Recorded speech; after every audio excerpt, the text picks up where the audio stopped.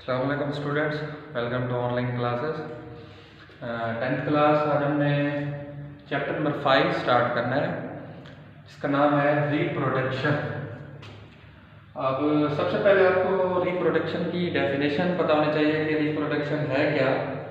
Reproduction is defined as the production of individual of same species, कि किसी भी individual की अगली नस्ल यानी नेक्स्ट जनरेशन पैदा करने को हम क्या कहते हैं, रिप्रोडक्शन का नाम जो है वो देते हैं। अगली नस्ल पैदा करना उसी इंडिविजुअल की, उसी ऑर्गेनिज्म की।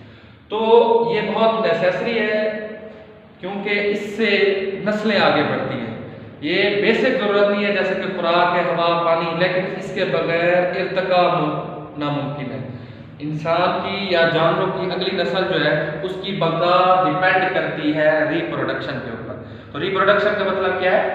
इंडिविजुअल ऑफ सेम स्पीशीज यानी उसी स्पीशीज के नए जानदार पैदा करना।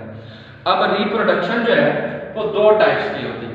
एक है एसेक्सुअल रिप्रोडक्शन यानी जिसको हम कहते हैं गैर जिनसी तौलीद, और नंबर 2 है सेक्सुअल रिप्रोडक्शन यानी जिनसी तौलीद।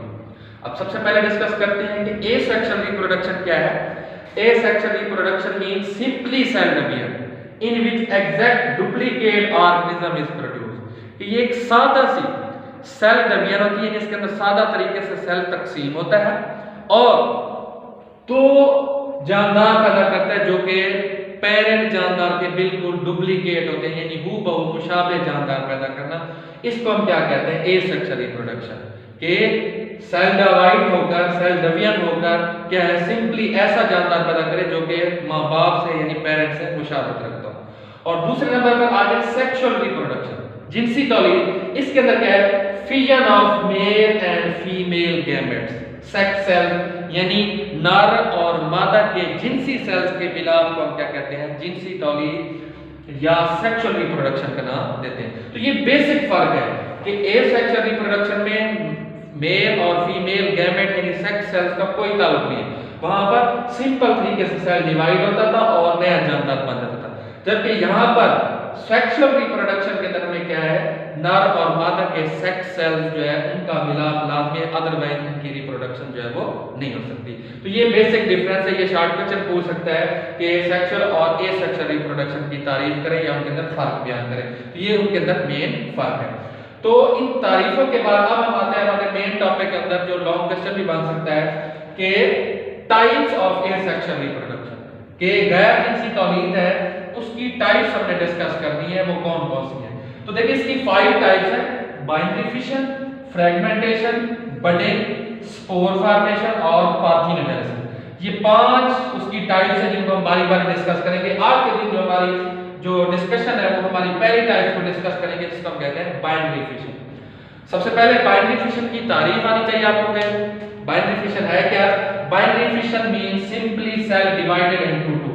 बाइनरी मानी छोटा और डिवीजन मानी फिशन मानी तकसीम होना, उसको दो हिस्सों में क्या है, तकसीम होना। सिंपल से लफ्जों में आप बाइनरी फिशन को अगर याद करना चाहें तो आप कर सकते हैं कि डिवाइड इनटू टू यानी दो में तकसीम होना।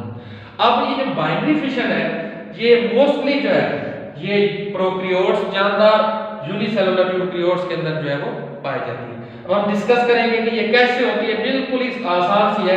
सबसे पहले हम प्रोकैरियोट्स की डिस्कस करते हैं बैक्टीरिया को, कि बैक्टीरिया जो है वो बाइनरी फिशन करता है। बाइनरी फिशन के जरिए अपनी नस्ल को, रिप्रोडक्शन को क्या करता है, बढ़ाता है। किस तरीके से बढ़ाता है? सिंपल सा है कि देखिए ये एक बैक्टीरियम का हमने स्ट्रक्चर बनाया है कि बैक्टीरियम के सेल के अंदर ये थ्रेड लाइक जो है वो क्या है, विरासती मादा डीएनए जो है वो मौजूद है। अब सबसे जो पहला प्रोसेस होता है बाइनरी फिशन के अंदर वो ये है कि जो विरासती मादा डीएनए है वो अगले नस्ल में जा करके अगले स्टेप के अंदर ये डबल हो जाता है। डीएनए क्या हो जाता है, डुप्लीकेट हो जाता है, डबल हो जाता है फर्स्ट स्टेप के अंदर। अब जब डीएनए डुप्लीकेट हो जाता है तो फिर अगले स्टेप के अंदर क्या हो जाता है, यही डीएनए जो है वो अपोजिट पोल के अंदर यानी मुखालिफ कुतुबैन की तरफ क्या करता है, मूव करता है। डबल हुआ था तो एक डीएनए लेफ्ट साइड के ऊपर आ जाता है, एक डीएनए जो है वो कहां हो जाता है, राइट साइड के ऊपर जो है वो चला जाता है। अब फिर नेक्स्ट प्रोसेस क्या है, जब ये डीएनए साइडों के ऊपर चला जाता है तो इसकी जो सेल मेम्ब्रेन है वो दरमियान में से इनवेजिनेट हो जाती है, यानी दब जाती है। और जब दबती है उसके ऊपर जोर आता है तो इसका जो साइटोप्लाज्म है वो यहाँ पर क्या हो जाता है, डिवाइड हो जाता है। अब इस तरीके कार से ये एक सेल अलग हो जाता है और ये दूसरा सेल अलग हो जाता है। तो बाइनरी फिशन के अंदर में एक सेल से क्या बन गए हैं, दो सेल जो है वो बन गए। तो बैक्टीरियम के अंदर जो बाइनरी फिशन जो है वो इस तरीके का से होती है जब उसका डीएनए डुप्लीकेट हो जाता है। अब हम आ जाए प्रोटोजोआज की तरफ, तो वहां पर एग्जांपल है अमीबा की। वहां पर भी सिंपल है, यहाँ पर हमारे विरासती मादा डीएनए मौजूद था, वहां पर क्रोमोसोम मौजूद है। ये जो न्यूक्लियस है इसके अंदर ये क्रोमोसोम है। अब सबसे पहले क्या होता है, वही बात कि ये क्रोमोसोम एक था पहले, अब ये क्या हो जाएगा, नेक्स्ट स्टेप के अंदर डबल हो जाएगा। डबल होने के बाद फिर अगले स्टेप्स के अंदर हमने कहा है कि ये सेल मेम्ब्रेन जो है वो क्या हो जाती है, इन्वेजिनेट हो जाती है, दरमियान से दब जाती है। अब यहाँ से ये सेल मेम्ब्रेन जब इन्वेजिनेट हुई है तो ये यहाँ से टूटेगी और आगे हमारे पास क्या है, दो जानदार जो है वो बन गए।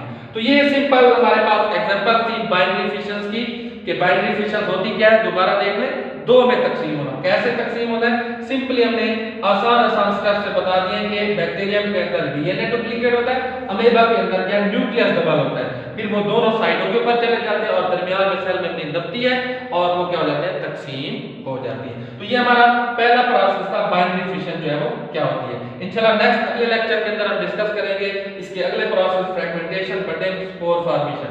यहाँ तक अगर किसी को समझ ना आए, कोई क्वेश्चन हो तो वो ग्रुप के अंदर शेयर कर सकता है। अल्लाह हाफ़िज़।